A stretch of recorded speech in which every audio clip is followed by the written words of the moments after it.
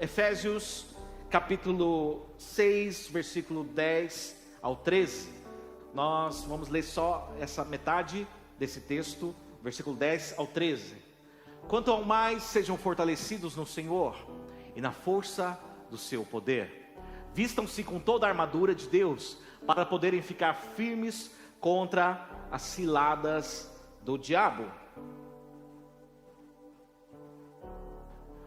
Porque a nossa luta não é contra o sangue e a carne, mas contra os principados e potestades, contra os dominadores deste mundo tenebroso, contra as forças espirituais do mal nas regiões celestiais.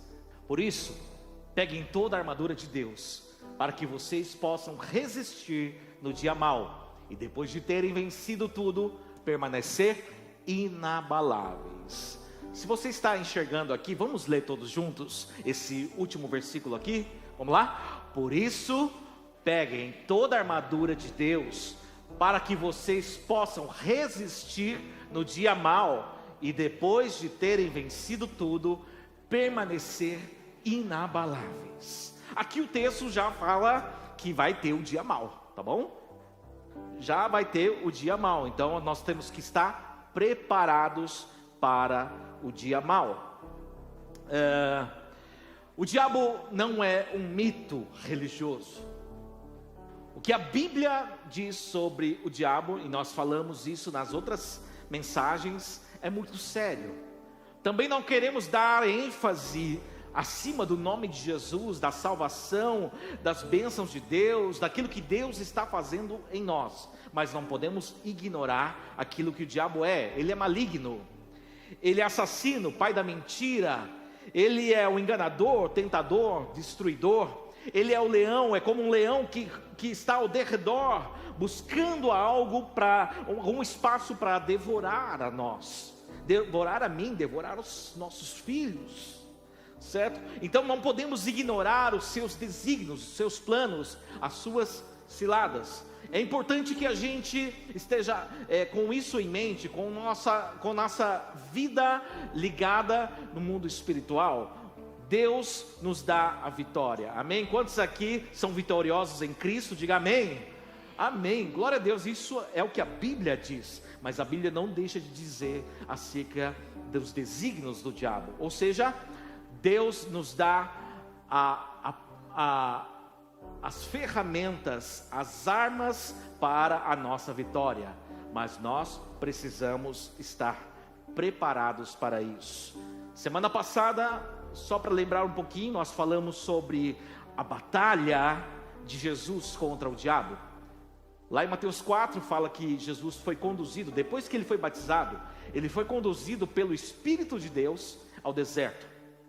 E lá ficou 40 dias sem comer, de jejum, e teve fome. E aí entra o tentador, o diabo, dando a ele 3 possibilidades. E nós nomeamos as tentações como, primeiro, a tentação do sentir.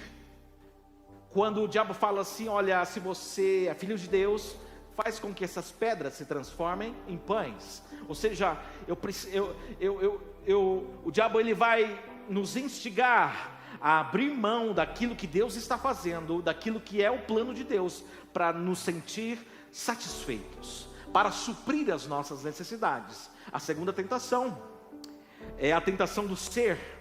Então o diabo ele pega Jesus, leva lá para o alto, no pináculo do templo, e alguns estudiosos dizem que a altura disso até o vale, até o chão lá do vale, é mais ou menos 150 metros, e fala assim: se você é filho de Deus, pula, porque a Bíblia diz. Então o diabo ele começa, então ele vê que Jesus combate a ele, dizendo: nem só de pão viverá o homem, mas de toda palavra que sai da boca de Deus. Então ele começa a usar a própria palavra para ludibriar, para tentar enganar o próprio Jesus. A terceira tentação foi a tentação do ter, porque o diabo no terceiro round diz assim: olha, eu te darei tudo isso, todos os reinos deste mundo, se você se prostrar em me adorar. E Jesus combate mais uma vez, dizendo: está escrito, só a Deus adorar. Só devo adorar a Deus e só a Ele prestar culto. Então, Jesus passa por essas 3 tentações. E eu quero dar continuidade a esse tema, fechar esse tema com o versículo de Tiago, capítulo 4, versículo 7. Diz assim: portanto, sujeitem-se a Deus, mas resistam ao diabo e ele fugirá de vocês. Portanto, sujeitem-se a Deus, mas resistam ao diabo e ele fugirá de vocês.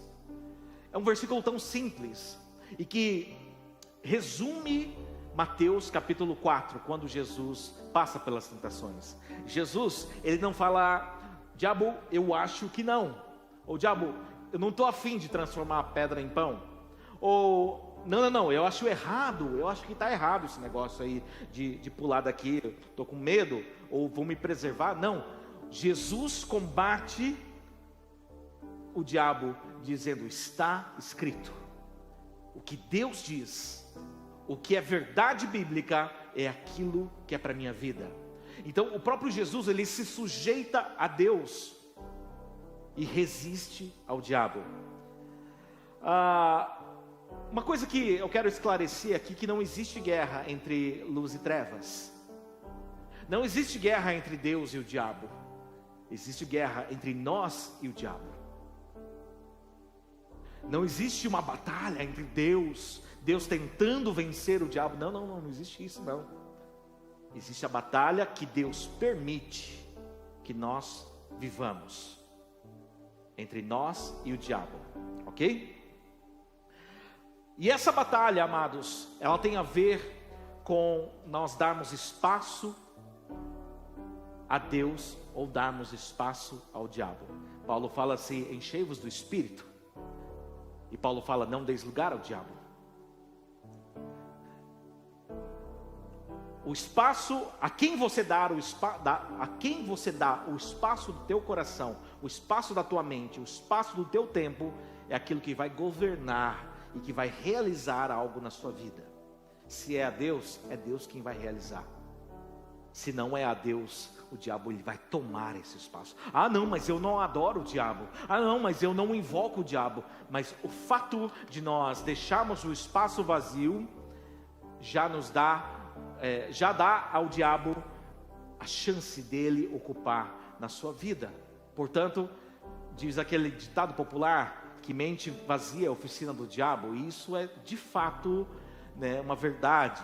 Se nós deixamos a nossa mente vazia da palavra de Deus, vazia da presença de Deus, nosso coração vazio, nós estamos dando lado para que o diabo entre, invada e cause um estrago nas nossas vidas. E é por isso que a gente precisa entender que a guerra é entre nós e o inferno. Mas Deus nos dá a vitória, dando-nos as armas de guerra. Ou seja, tudo aquilo que Deus nos dá é para guerrear e vencer o inferno no nome de Jesus, amém? E algo que nós temos que entender é a legalidade. O diabo, ele não tem autoridade sobre nós, amém? O diabo não tem autoridade sobre aquele que é filho de Deus, aquele que entregou a vida para Jesus. Mas ele pode alcançar, através das suas atitudes, a autorização. Ele não tem autoridade, mas ele alcança a autorização para realizar algo contra nós. O diabo, ele conhece a nossa rotina de vida. Ele conhece o que você faz. E a minha pergunta é: o que você faz? E quem é você quando ninguém está te vendo? Quem é você no banheiro? Quem é você lá na empresa, mas quando não tem ninguém te observando ou alguma câmera te vendo? Quem é você quando você está com possibilidades de fazer uma falcatrua sem ninguém perceber? Quem é você quando você vai pesar algo, a seu favor e coloca um pezinho um pouquinho maior? Quem é você? Quem sou eu quando estou com a internet, o mundo na palma da minha mão e sem ninguém me olhando? Eu tenho que te falar, amado, que talvez o seu cônjuge não saiba. Talvez o seu pai, sua mãe não saiba o que você está fazendo. Talvez o seu filho não saiba o que você está fazendo. Mas Deus sabe. Isso você já sabia disso. Deus sabe, Deus vê. E o diabo também. O diabo conhece a nossa rotina. Ele só não conhece o nosso coração. Mas a partir da nossa rotina, a partir daquilo que nós fazemos escondido, ele traça um plano para pegar espaço no nosso coração. E é por isso que ele não tem autoridade, mas ele consegue autorização através das nossas atitudes. Agora, outra coisa que eu quero pensar com você é sobre as lutas. Puxa, mas tem tanto casal dentro da igreja, mas que está com uma crise, está vivendo problemas e problemas, filhos vivendo problemas, mas crê em Deus, mas as lutas vêm, as batalhas vêm na sua vida e de repente você pergunta, mas o que Deus vai fazer diante disso? Deus não vai fazer nada a esse respeito? Diante das minhas lutas, e eu fico imaginando, amados, que a resposta seria Deus falando assim: você não vai fazer nada a respeito disso? Sendo que eu já te dei as armas, sendo que eu já te dei o caminho, sendo que eu já te dei o revestimento para você fazer. Ou seja, amados, as lutas, as batalhas, as investidas do inimigo, elas têm um propósito: ou te destruir, ou te fazer mais forte, ou acabar com o seu casamento, ou fazer o seu casamento mais forte, ou acabar com as suas finanças, ou fazer das suas finanças finanças fortalecidas em Deus.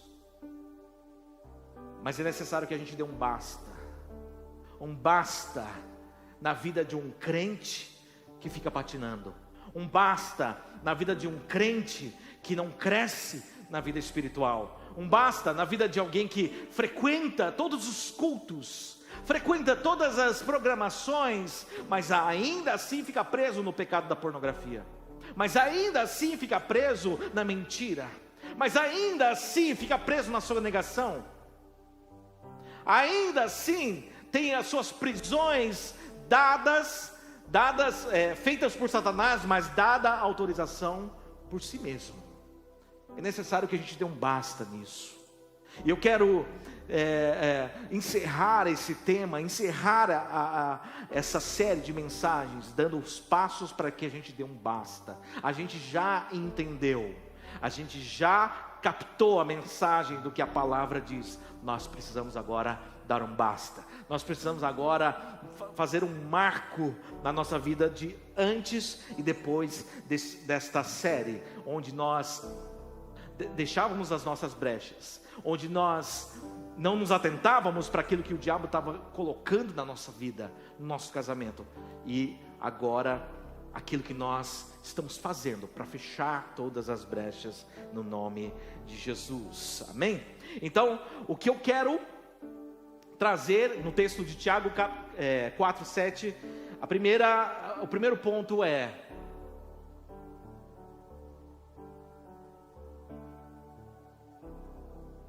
ponto é sujeite-se por completo a Deus. Repita comigo, vamos lá, vamos ler? Sujeite-se por completo a Deus. O texto fala: sujeitai-vos, sujeite-se totalmente a Deus. Antes mesmo de nós resistirmos ao diabo, antes mesmo de nós queremos resistir a todas as investidas do inimigo, o segredo de tudo, o passo inicial é: sujeite-se completamente a Deus. Não tem como a gente resistir ao diabo se nós não nos sujeitarmos a Deus. Lá em Hebreus capítulo 5, versículo 8 e 9, fala de Jesus, que embora fosse filho, aprendeu a obediência pelas coisas que sofreu, e tendo sido aperfeiçoado, tornou-se o autor da salvação eterna para todos os que lhe obedecem. Aqui, o autor de Hebreus está falando o seguinte: Jesus, sendo o próprio Filho de Deus, ele teve que aprender. Ele teve que passar por essas lutas. Ele teve que passar e se sujeitar a Deus. Ele precisou ser aperfeiçoado.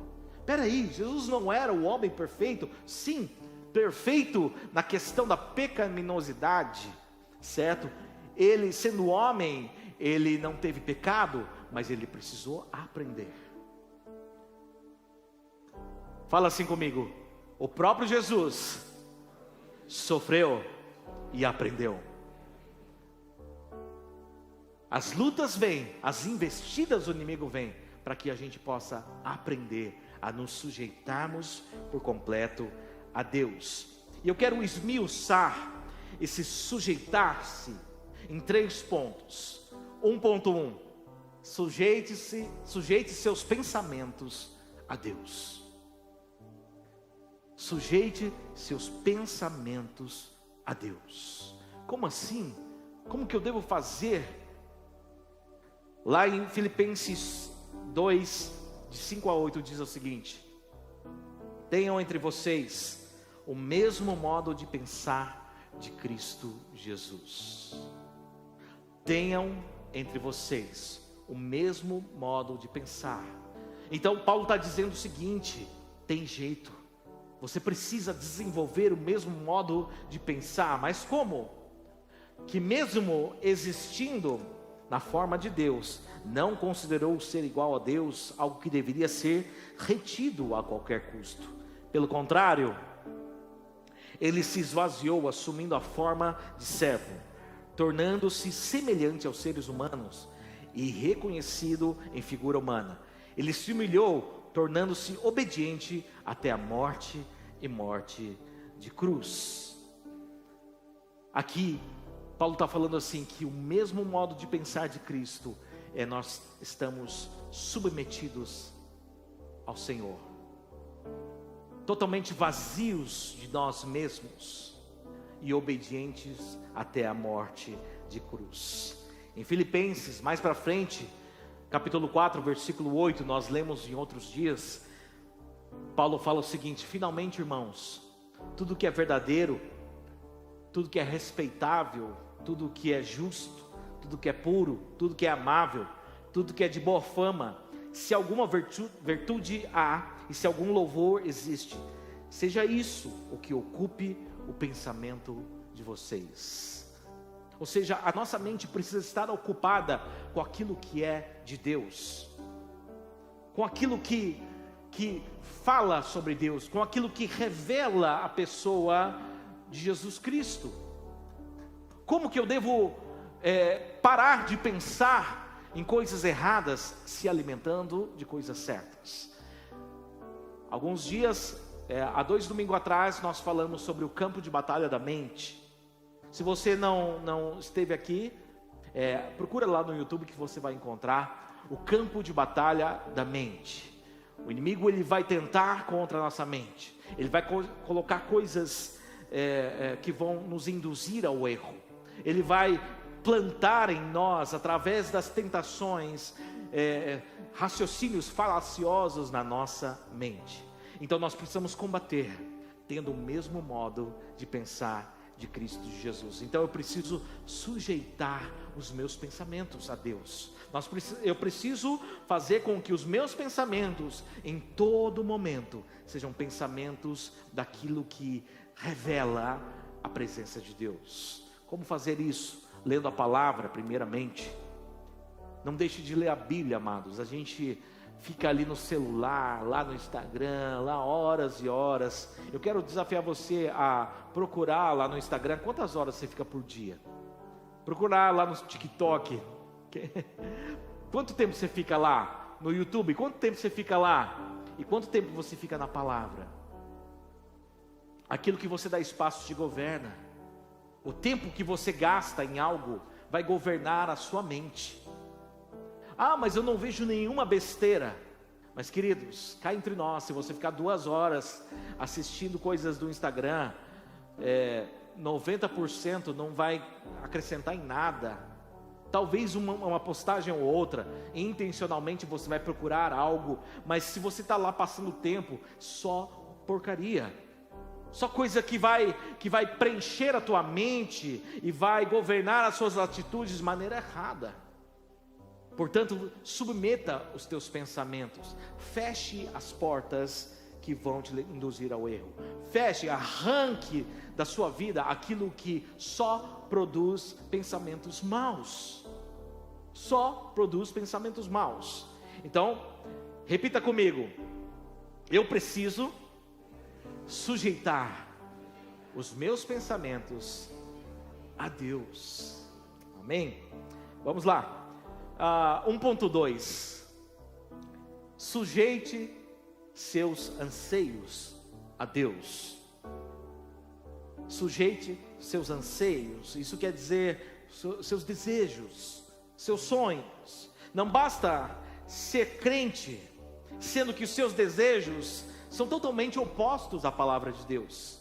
Eu não estou falando somente de coisas do mal, coisas pecaminosas. Eu estou falando, amados, de coisas que são boas, mas que ocupam o lugar de Deus na sua vida. Os seus desejos, cara, pensa, eu conheço pessoas que o sonho da vida dela é viajar para Disney. Ou seja, tudo que ela faz, tudo que ela trabalha, em tudo que ela economiza, é simplesmente pelo sonho de ir para Disney. Eu não sou contra. Se você for para Disney, vá, me leve. O problema é que se os seus anseios ocupam o lugar de Deus, nós estamos perdidos. Se o seu anseio maior é ter o carro do ano e tudo que você faz ocupa a sua vida para realizar esse desejo, amados, eu não estou proibindo você de ter um carro do ano, não, eu também quero, zerinho. Mas se isso ocupa o lugar de Deus, a Bíblia fala que onde está o teu tesouro, ali está o teu coração. Isso fala sobre anseio. Se você anseia por algo e Deus não está nisso, você está tirando Deus da sua vida. Você pode ser crente, você pode ser batizado, você pode ter cargos ministeriais, mas se o lugar de Deus está ocupado por algum outro anseio, isso vai te levar à perdição, vai te levar a uma vida longe da presença do Senhor. Por isso nós precisamos sujeitar os nossos anseios ao Senhor. Olha só o que Paulo fala, ainda em Filipenses, pancada de Filipenses. Filipenses 3:8, Paulo fala o seguinte: na verdade, considero tudo como perda, por causa da sublimidade do conhecimento de Cristo Jesus, meu Senhor. Por causa dele, perdi todas as coisas e as considero como lixo, para ganhar a Cristo.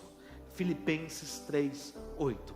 Paulo, o grande Paulo que tinha toda a autoridade diante dos cidadãos romanos, ele tinha o título de cidadão romano, ele tinha títulos diante da sua religião, do judaísmo, ele era respeitado, ele era cheio de conhecimento, e eu não me lembro onde que eu ouvi isso, de algum estudioso que dizia que se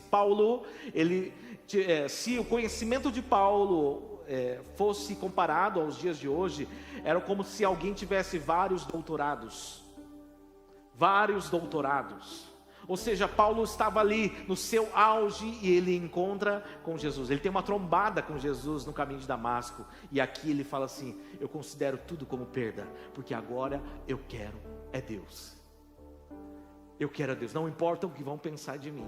Essa música foi baseada na vida de Paulo. Eu quero a Deus, eu quero abrir mão de tudo, para que o meu maior anseio seja Jesus, conhecer Jesus. Amado, você pode ter bens materiais, você pode realizar sonhos pessoais, sim, mas o seu maior anseio precisa ser conhecer a Jesus, precisa ser amar a Jesus, precisa ser viver por Jesus. O restante, amado, Deus vai acrescentando. Busque em primeiro lugar o reino e a sua justiça, e as demais coisas serão acrescentadas. Jovens, você tem anseio, você quer casar, você quer ter casa, você quer ter isso, aquilo outro, quer construir a sua vida. Mas eu falo uma coisa, amado: tenha Jesus como centro dos seus anseios, dos seus desejos. Tenha Jesus na sua vida. Eu antes de conhecer a Jesus, eu tinha meus maiores desejos, que era me formar, que era ter um emprego. Mas eu tinha também um desejo na área musical, porque eu era músico da noite. Eu tocava desde a minha adolescência nas baladas, nos festivais, nos eventos por aí. E eu pude chegar a um ponto onde quase eu pude ser famoso.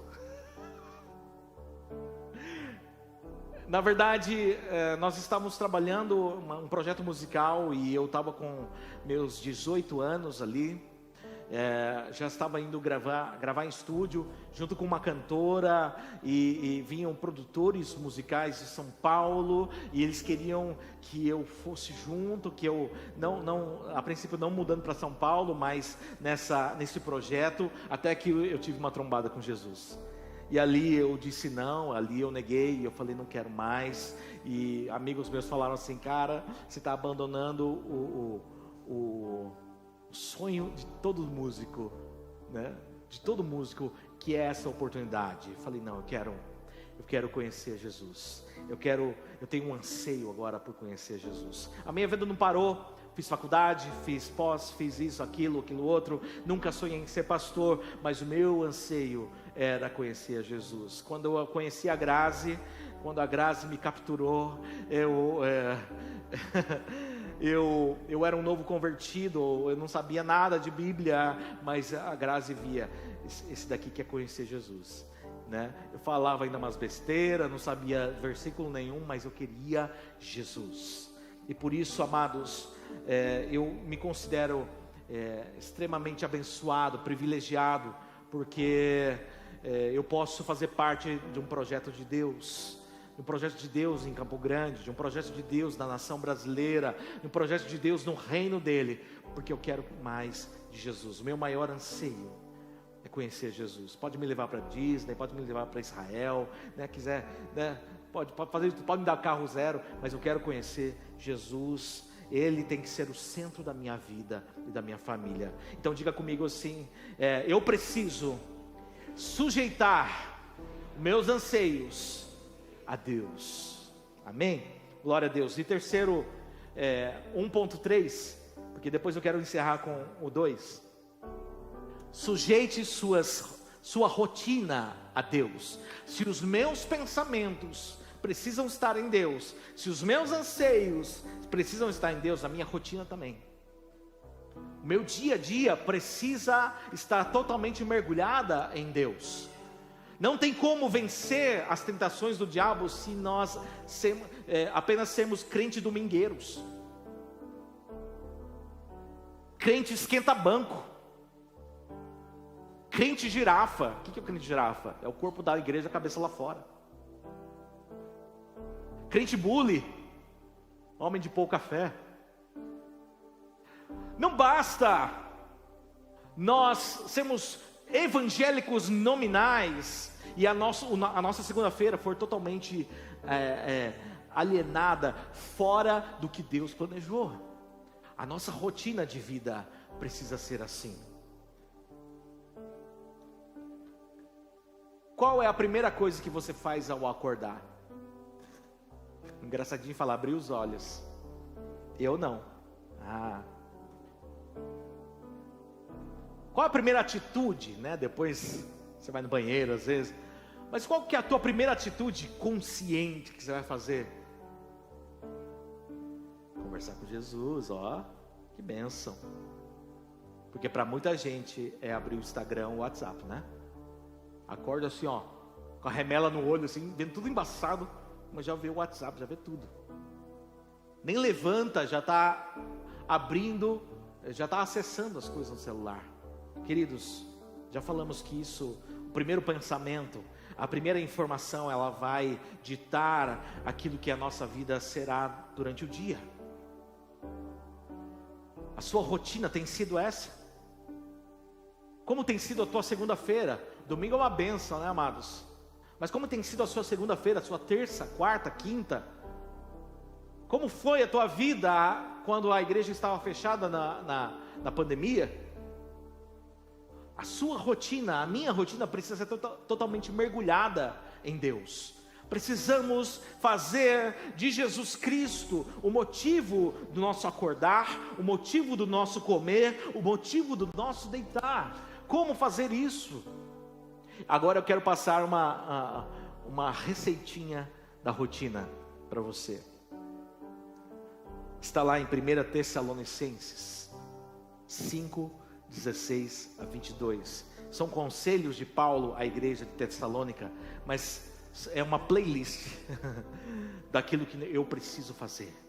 É uma playlist daquilo que eu preciso fazer acontecer no meu dia a dia. Amém?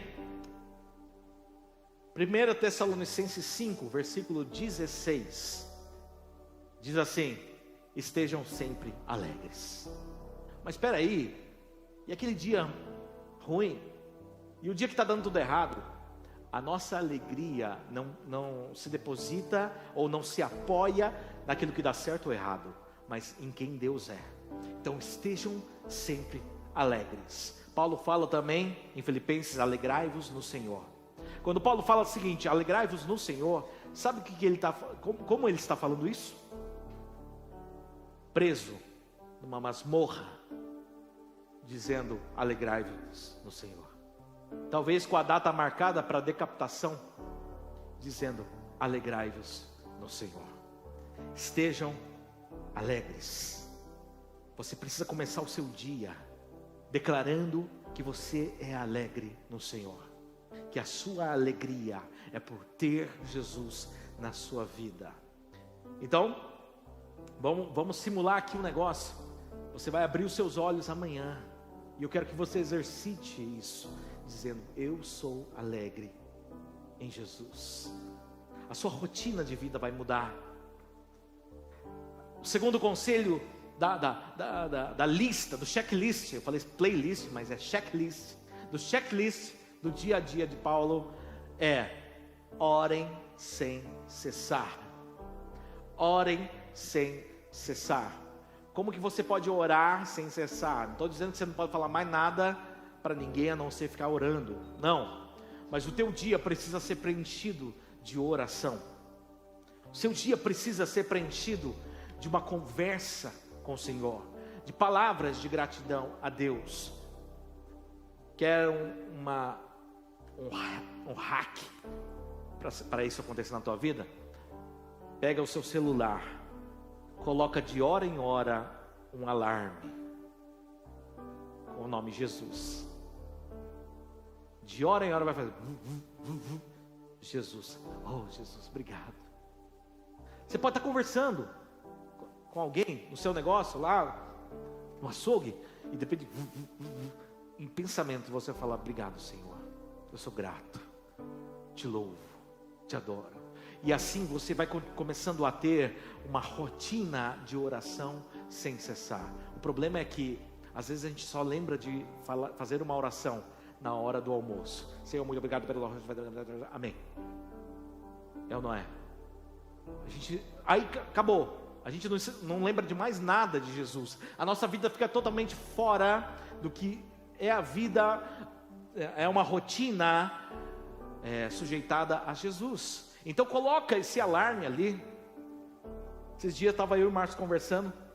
Deu 3 horas. Tocou o meu e o dele. Eu olhei assim, não vi nada. Não achei nada. Continuando conversando, deu 4 horas. Tocou o meu, tocou o dele. Não é? Aí ele falou assim: estou imitando aí. Põe isso, que não atrapalhe você, que não tenha som nenhum, mas que faça lembrar você de uma rotina de oração sem cessar, de gratidão sem cessar, de alegria no Senhor. Vamos lá, vamos mais rápido. Em tudo, deem graças, porque esta é a vontade de Deus para vocês, em Cristo Jesus. O alarme serve para isso também. Obrigado, Jesus. Obrigado por tudo. Obrigado por esse chefe. Obrigado por esse cliente que chegou aqui batendo na porta. Obrigado, Senhor, porque o Senhor nos dá vida. Obrigado. Então você vai exercitando uma rotina sujeitada a Deus. Não apaguem o Espírito. Não apaguem o Espírito. Aqui é um checklist que Paulo está falando assim agora, né? Fazendo isso, vocês não vão apagar o Espírito. Tendo uma vida de oração, você que ora em línguas, você pode estar lá no seu trabalho orando em línguas. Você pode estar lá dando graças ou cantando enquanto você lava, limpa, enquanto você, alguns tipos de trabalho te permite que você coloque um fone e você vá escutando até a própria Bíblia, até o versículo da Bíblia. Canções de adoração ao Senhor, e você vai cantando no seu espírito, você vai orando no seu espírito. Assim, amados, você vai deixando a chama acesa. Sabe o que precisa para apagar um fogo? Nada. É só deixar ele, né? Então, se a gente acendesse um fogo aqui, ó, quer apagar rápido, joga água. Mas você quer deixar apagar, apaga naturalmente o fogo. Porque quando não tiver mais o material para queimar, ele vai apagar. Ou seja, o que nós temos que fazer para apagar o Espírito Santo? Nada. Só o fato de você não fazer nada já está apagando o Espírito. Ou seja, precisa ter uma rotina sujeitada a Deus, para que o Espírito em nós não se apague. Para que o fogo, a chama que você recebe aqui, por exemplo, hoje, amados, a gente estava cantando, mais uma vez, queremos ver o céu descer. Eu queria ficar aqui, ó, a noite inteira adorando, vendo a igreja totalmente entregue ao Senhor. Eu louvo a Deus por essa igreja que está cada vez mais em chamas pelo Senhor. Agora, se a tua segunda-feira, tua terça, tua quarta não fizer nada, aquilo que você recebe aqui vai apagando. Naturalmente, não precisa fazer nada. Não precisa acontecer problema, não precisa xingar, não precisa vir alguém e lascar a lei em você. Não, só o fato de você viver no bem bom, sem ter uma rotina sujeitada a Deus, já apaga o fogo em nós. Então, não apaguem o Espírito. Não desprezem as profecias. O que Paulo está falando sobre as profecias bíblicas não são as profetadas, não são aquele, vou buscar a irmã da profecia para ver se fala para mim a vidente da gospel ali que vai falar alguma coisa para mim. Não, está falando sobre profecias bíblicas, sobre verdades bíblicas do que Jesus fará, do que Jesus realizará. Examinem todas as coisas, retenha o que é bom. Filtro, amado. Na sua rotina de vida, você precisa ter um filtro espiritual. Do contrário, tudo vai entrando no coração. Abstenham-se de toda forma de mal. Tem coisa ruim? Joga fora. Tem coisa ruim? Lança fora. Tem sujeira? Lança fora. Um dia, Samuel era ainda pequenininho, nem lembro quantos anos ele tinha, mas eu e a Grazi fomos chamados por um casal numa outra cidade para ir lá jantar e para orar na casa, porque eles tinham uma menininha, uma criancinha pequenininha, que ela tinha medo de dormir no seu quarto. E eu falei, vamos lá, vamos orar, né? Chegamos lá, no quarto estava cheio de brinquedos, quarto cheio de brinquedos, né? Mas eu e a Grazi já olhamos assim, tinha um Mickey bruxo ali. Tinha um Mickey bruxo. Só que eu perguntei, Samuel, o que você vê aqui? Ele era bem pequenininho. Ele falou, o bruxo. Queridos, Tudo é muito bonito. A Disney faz o bruxo ficar bonito, a bruxa ficar linda. A mídia faz com que tudo aquilo que é do diabo, que o diabo consegue penetrar nos nossos lares de maneira linda. Aí você fala, nada a ver, nada a ver. Vai nessa. E aí então nós falamos assim, a gente pode destruir esse Mickey bruxo? Aí os pais falam, claro, ela ganhou de aniversário, tal, de alguém, e era o top, né? Não era o da Shopee, não, era original. E nós fomos lá e nós queimamos ali, cara, né? E não pegava fogo aquele negócio ali, né? Mas nós oramos, né? Oramos e fechamos essas brechas, né? E a partir de maneira sobrenatural, a partir daquele dia, a menina dormiu lá. A menina nem sabe o que aconteceu, mas ela dormiu e ela não teve mais medo. Abstenham-se de toda forma do mal. Oi, tudo bem? Que batom lindo o seu. Fica aqui comigo, fica. Abstenha de toda forma do mal. Então diga comigo, eu preciso sujeitar a minha rotina diária a Deus. Amém? E para nós encerrarmos aqui, tirei. Por favor, põe de novo aí. O texto de Tiago 4:7 fala assim: sujeitem-se a Deus e resistam ao diabo e ele fugirá de vocês. Resista ao diabo. A partir do momento em que os nossos pensamentos estão sujeitados ao Senhor, a partir do momento onde os nossos anseios, nossos objetivos, nossa busca está sujeitado, calibrado com a presença de Deus, e a partir do momento onde o nosso dia a dia, não só o domingo, não só o fim de semana, não só o dia do grupo DNA, mas todos os dias, você tem a sua vida calibrada com a vontade de Deus, aí sim, você pode resistir ao diabo. Agora, o que é resistir ao diabo? Vem cá, Guilherme, por favor. Você que faz academia aí, ó, tá bombado ali. O que você tá rindo, magrelo? Tá rindo? Tem um varão, tem a vareta. Vamos lá. Imagine que não fica magoado. Que você seja o diabo, tá? Resistir ao diabo não é você evitá-lo. Resistir ao diabo é você encará-lo. Sai. Resistir ao diabo não é você fugir dele, cortar caminho do diabo. Não é você querê-lo longe de você, é você tirá-lo para longe de você. Resistir ao diabo é uma ação sua contra ele. Não é você esperar que ele venha para você fazer alguma coisa. É uma ação sua, é uma postura sua. Eu tenho a mente sujeitada ao Senhor. Eu tenho o meu coração, meus anseios sujeitados a Deus. A minha rotina diária é de oração, é de adoração, é abstendo-se de todo mal, com o fogo, com a chama do Espírito em mim, amados. Eu só chego assim, ó. Ele vai fugir.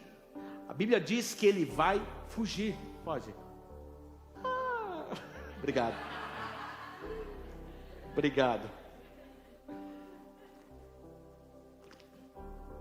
Que medo. Vocês entenderam, amados? Resistir não é evitar a luta. Resistir é encarar a luta de frente. Encará-lo de frente. Quantas vezes nós temos evitado de falar sobre este assunto, sobre guerra espiritual, sobre coisas que o inimigo pode tentar contra a nossa vida, tem muitas vezes ganhado espaço em nós. Amados, de agora em diante nós não vamos evitar nós vamos encarar. Amém? Se o diabo encontrou espaço no seu casamento, encare isso de frente. Se o diabo encontrou espaço na tua sexualidade, deturpando a sua sexualidade, encare de frente.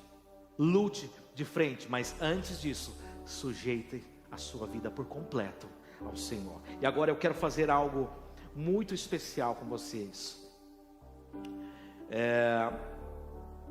Eu quero orar de maneira direcionada com todos vocês.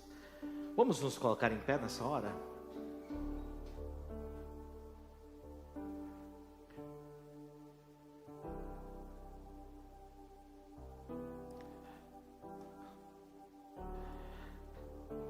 Nesse momento, amados, diante de tudo aquilo que nós conversamos nessas 5 semanas, nós vamos declarar. Jesus disse, está escrito. Jesus combateu o inimigo de frente, sujeitando-se a Deus e resistindo ao diabo, sujeitando as suas vontades a Deus, sujeitando os seus sentimentos e as suas necessidades a Deus e encarando o diabo, resistindo a ele. Eu quero fazer essa oração com você, amado. Como nós vamos fazer? É uma oração direcionada, onde eu vou falando e você vai repetindo isso. Mas repita isso com toda a sua fé, com toda a sua convicção, tá bom? Não é uma mandinga gospel não, mas aquilo que a sua boca confessar, isso vai gerar autoridade, isso vai gerar um mover no mundo espiritual. Se com a tua boca confessar que Jesus Cristo é o Senhor e com o seu coração crer, você será salvo. Então, ou seja, a sua boca, quando você declara verdades bíblicas, profecias bíblicas, você está declarando verdades a serem realizadas na sua vida, na sua história, no nome de Jesus. Amém? Então, nós vamos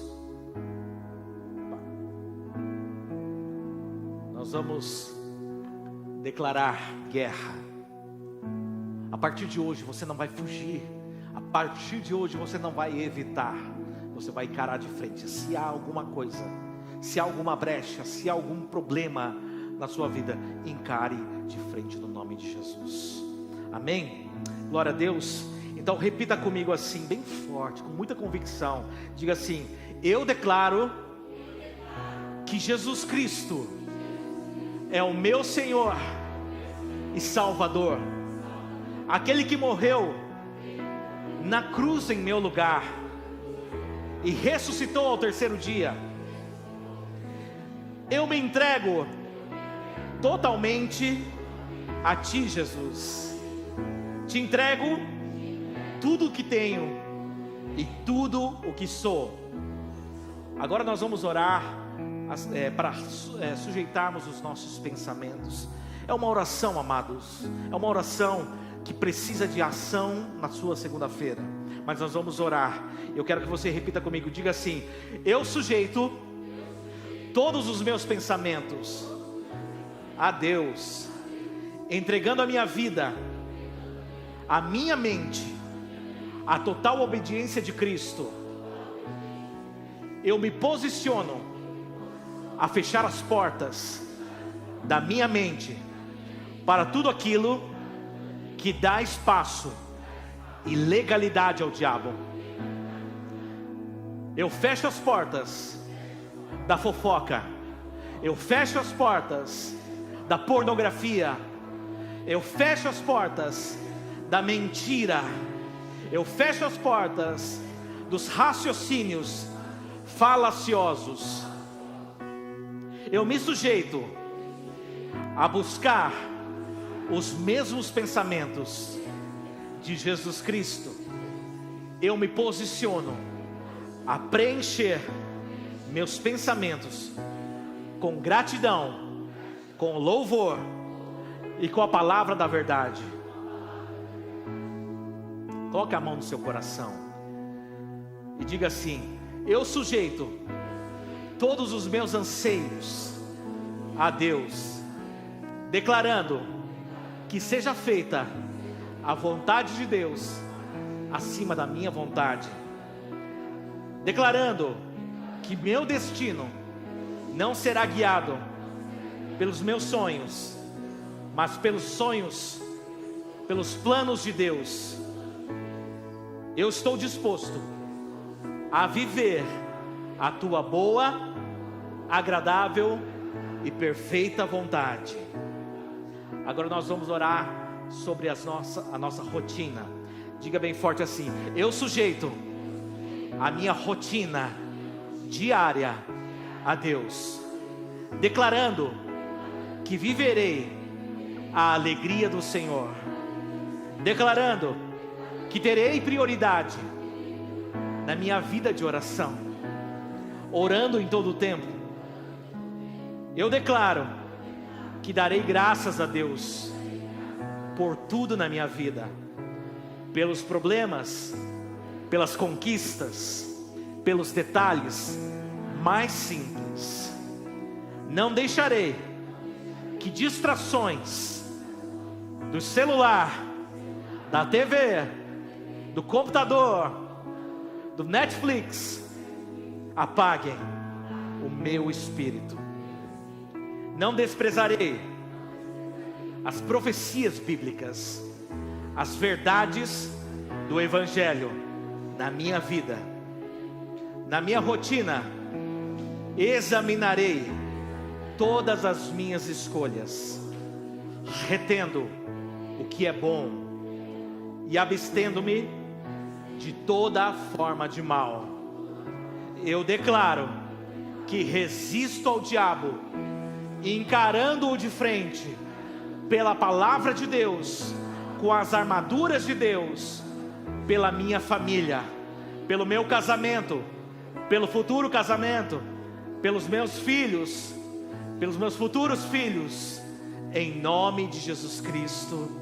Amém, amém. Quantos aqui recebem? Diga amém, glória a Deus, aleluia, amados, glória a Deus. Vamos cantar. Eu queria pedir para ver se as crianças já estão vindo, se precisam de um tempo, porque elas estão recebendo o certificado, certo? Semana que vem nós vamos passar um vídeo com as fotos desses certificados, mas nós também vamos orar hoje pelas crianças. Nós vamos orar hoje pelos nossos filhos. O Márcio já orou, direcionadamente, mas nós vamos orar para que a palavra da verdade seja a armadura de Deus na vida deles, no nome de Jesus. Vamos cantar Minhas Guerras. Eu creio que a morte venceu, minha voz levantarei em louvor pelo que. Mais uma vez, declare: eu creio.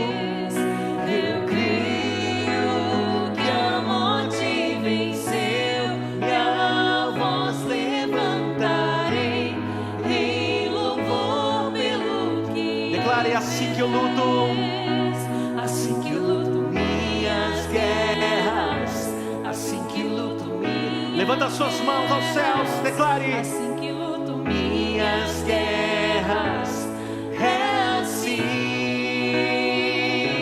assim que luto minhas guerras, assim que luto minhas guerras, assim que luto minhas guerras, é assim.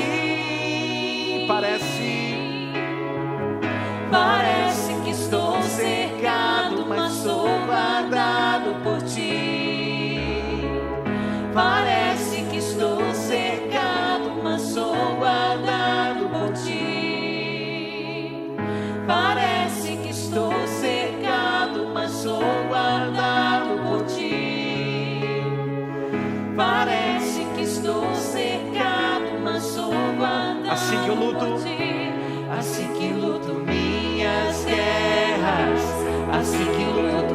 Levante as suas mãos e declare isso. Assim que luto Nós lutamos as nossas guerras em Cristo. é assim.